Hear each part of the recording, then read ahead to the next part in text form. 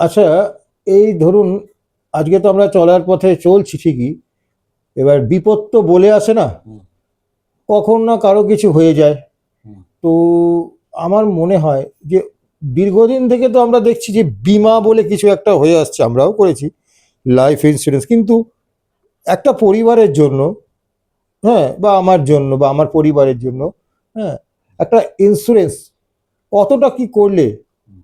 ঠিক হয় বা কি করা উচিত, যদি এই ব্যাপারে কিছু আপনি একটু আমাকে বোঝান তো খুব ভালো হয়।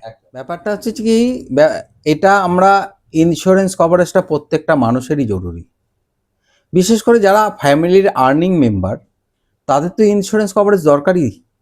কারণ কি, আজকে যদি মনে করুন যে প্রত্যেকটা মানুষের হিউম্যান লাইফ ভ্যালু আছে, এই হিউম্যান লাইফ ভ্যালু কতটা সেটা আমাদের আগে ক্যালকুলেট করতে হবে।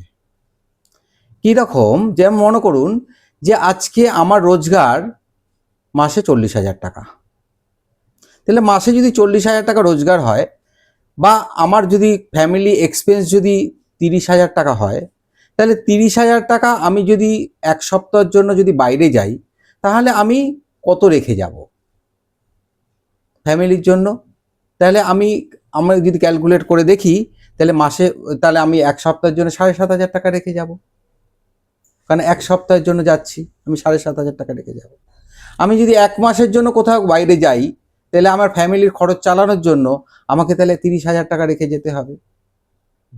আমি যদি এক বছরের জন্য যাই, তাহলে আমাকে মোটামুটি 3,60,000 টাকা রেখে যেতে হবে, তাই নয় কি?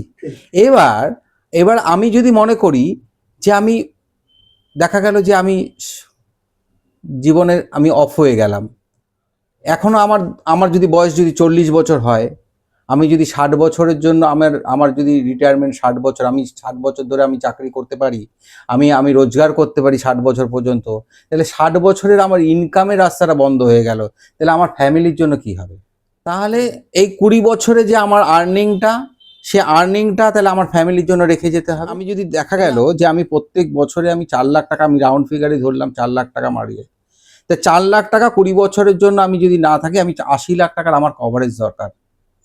তাহলে 80 লাখ টাকা যদি আমার কভারেজ থাকে, তাহলে আমার ফ্যামিলিটা, আমি যদি নাও থাকি তাহলে আমার ফ্যামিলিটা চলে যাবে ভবিষ্যতের আয়ের একটা রাস্তা। তার জন্য আমাকে টার্ম ইন্স্যুরেন্স পলিসি নিতে হবে।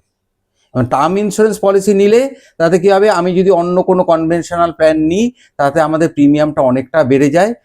সেগুলো তার মধ্যে উইথ প্রফিট প্ল্যান থাকে, এবং সেই 80 লাখ টাকা প্রিমিয়াম চালানোর মতো আমাদের পক্ষে ব্যয় সাপেক্ষ। তো সেই জন্য আমরা যদি আমি টার্ম ইন্স্যুরেন্স নিয়ে নিই, 80 লাখ টাকা টার্ম ইন্স্যুরেন্স নিয়ে নিলাম, সেখানে হয়তো প্রিমিয়াম এজ অনুযায়ী ভ্যারি করবে।